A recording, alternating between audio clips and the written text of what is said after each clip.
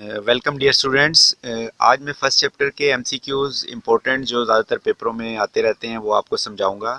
इससे पहले लेक्चर में मैंने कुछ डेफिनेशन इन्हीं से रिलेटेड आपको समझाई थी। वो अगर आपको डेफिनेशन याद हो गई हैं तो ये एमसीक्यूज़ भी आप आसानी से समझ जाएंगे।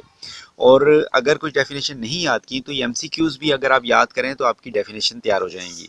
इसमें नंबर 1 पे है the branch of statistics which deal with the procedures of drawing inferences about the population on the basis of sample information is called। यानी कि ब्रांच स्टैटिस्टिक्स की वो ब्रांच जिसका ताल्लुक किससे है, ड्राइंग इन्फ्रेंसेस यानी नतीजा निकालने से हो।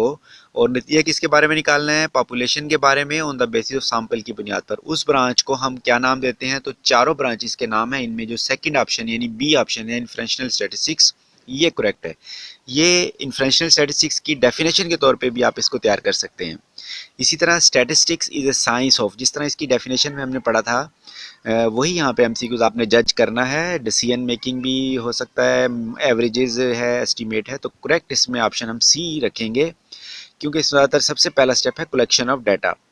इसी तरह एक characteristics which varies from one object to an other object is called, यानी ऐसी खसूसियत जो तब्दील हो सकती है। तो तब्दील होने वाली करेक्टरिस्टिक्स को हमने वेरिएबल कहा था डेफिनेशन में। तो यहाँ भी आपने इसमें वेरिएबल चेक करना है कि वेरिएबल्स है या नहीं। तो इनमें नंबर 1 पे आ रहा है ए पे वेरिएबल, तो ये करेक्ट आंसर होगा। इसी तरह number 4 the branch of statistics which deal with the collection, arrangement, presentation और इसी तरह एंड फाइंडिंग साइलेंट फीचर। तो ऐसी ब्रांच जिसमें ये सारा प्रोसीजर हो उसको हम नाम देते हैं नंबर ए पे जो लिखा हुआ है डिस्क्रिप्टिव स्टैटिस्टिक्स। तो अब ये दो ब्रांचेस की डेफिनेशन यहाँ पे आ गई, एक डिस्क्रिप्टिव स्टैटिस्टिक्स और नंबर 1 पे था इन्फ्रेंशनल। इनको अलग-अलग से भी पूछा जा सकता है डेफिनेशन के तौर पर भी। इसी तरह data classified by attributes, attributes होता है क्वालिटेटिव वेरिएबल्स। क्वालिटेटिव वेरिएबल, तो इसमें जो करेक्ट आंसर होगा वो नंबर सी पे लिखा हुआ है क्वालिटेटिव वेरिएबल। यानी जब एट्रीब्यूट के हिसाब से डाटा को क्लासिफाइड करें तो उसे हम कहते हैं क्वालिटेटिव वेरिएबल्स या क्वालिटेटिव डाटा। अच्छा, the word statistics comes from the Latin words. ये मैंने स्टार्टिंग लेक्चर में हिस्ट्री में आपको थोड़ा समझाया था कि लैटिन वर्ड जो था वो इन चारों में से कौन सा है, नंबर ए पे करेक्ट आंसर है स्टेटस। उससे स्टैटिस्टिक्स का लफ्ज़ जो है ना अखज़ किया गया है।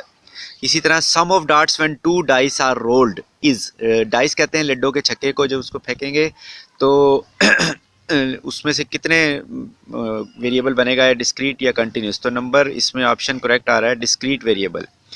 सम ऑफ टू डाइस वाला डिस्क्रीट वेरिएबल है, इस नंबर ए। इसी तरह नंबर 8 एमसीक्यूज है the life time of TV tube is, life time of TV tube कौन सा होगा, इनमें से ऑप्शन बताने हैं। Number A discrete variable, continuous variable, constant या फिर क्वालिटेटिव डाटा।